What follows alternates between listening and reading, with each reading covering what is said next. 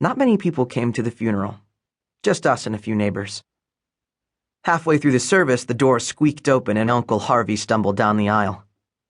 "Sorry I'm late," he whispered loudly enough for everyone to hear. The vicar gave him a stern look and carried on with the sermon. Uncle Harvey grinned at us and slid into a pew on the other side of the church. I grinned back while Dad gave him a dirty look. They might be brothers, but they don't like each other much. I was looking forward to talking to my uncle. Earlier in the year, we had traveled to Peru together, hunting down a stash of buried gold that had belonged to Sir Francis Drake. Later, back in the U.S., we'd been given dinner at the Peruvian embassy, but I hadn't seen my uncle since. I wanted to know if he'd had any more adventures. Had he been chased by crooks, threatened by thugs, or beat up? Had he stolen anything, or cheated anyone? Even after spending a week with my uncle in Peru, I didn't know very much about his life. But I knew one thing for sure. It was a lot more interesting than mine. The ceremony concluded with prayers, then we shuffled into the graveyard and stood in line to shake hands with the vicar. When my turn came, the vicar smiled down at me and said in his warm Irish accent, "So, which of the grandsons are you? Are you Jack, or are you Tom?" "I'm Tom." "Ah, the famous Tom. Your grandfather told me all about you. He said you were full of mischief. Is that true?" "I suppose so." "He also said he saw himself in you. I can see what he meant." "Really?" I said. "What else did he say?" "Oh, this and that. Maybe I'll tell you when you're a bit older." Chuckling, the vicar let go of my hand and grabbed the next in line, which happened to belong to Uncle Harvey. "Your father was a lovely man," the vicar said. "You must be missing his presence." "I've heard him called a lot of things," said Uncle Harvey, "but never lovely. Maybe he was lovelier to you than he was to us." The vicar looked a bit nervous, not wanting to say the wrong thing. "I didn't know your father well, but we thought of him as a valued member of the community." "Did you really?" Uncle Harvey sounded surprised. "So he didn't steal any of your silver, or flog your hymn books on eBay?" "Actually, we did have a few things go missing," said the vicar. Then he noticed that my uncle was smiling.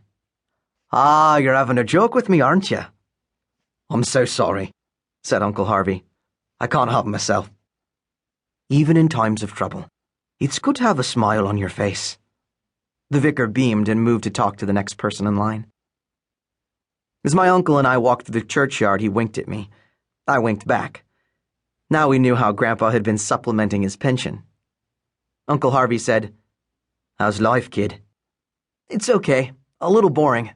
How's yours?" "I would say it's good, but my dad's just died, so I probably shouldn't." "How often did you see the old man?" "Not very often," I replied. "He sometimes visited us for Christmas, but he and Dad always ended up arguing." "He argued with everyone. That was just his way." "Did you argue with him too?" "All the time," said Uncle Harvey. "But we always made up again. He was like that. We'd get drunk together and have a big row, then forget all about it the next day. It's a pity you won't get to know him better." "Did you ever come and stay with him?" "Dad wouldn't let me. I don't know why not." "I do," said Uncle Harvey. "Yeah? Why?" "He knows that as far as he's concerned, the Trelawney genes skipped a generation. You're more like your grandfather than your father. He must have been worried about what would happen if the two of you ever got together. Just like he's worried about the two of us. And he's right, isn't he?" "Ah, hello, Simon. How are you?" Simon is my dad. He didn't look particularly pleased to see his brother, but maybe he was just feeling sad.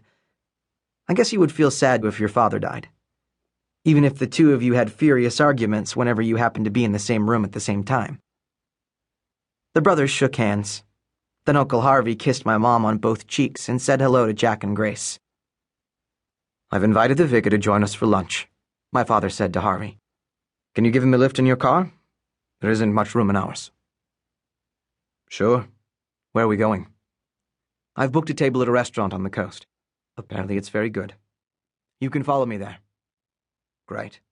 I'll go and get the vicar." Once Uncle Harvey was striding across the churchyard,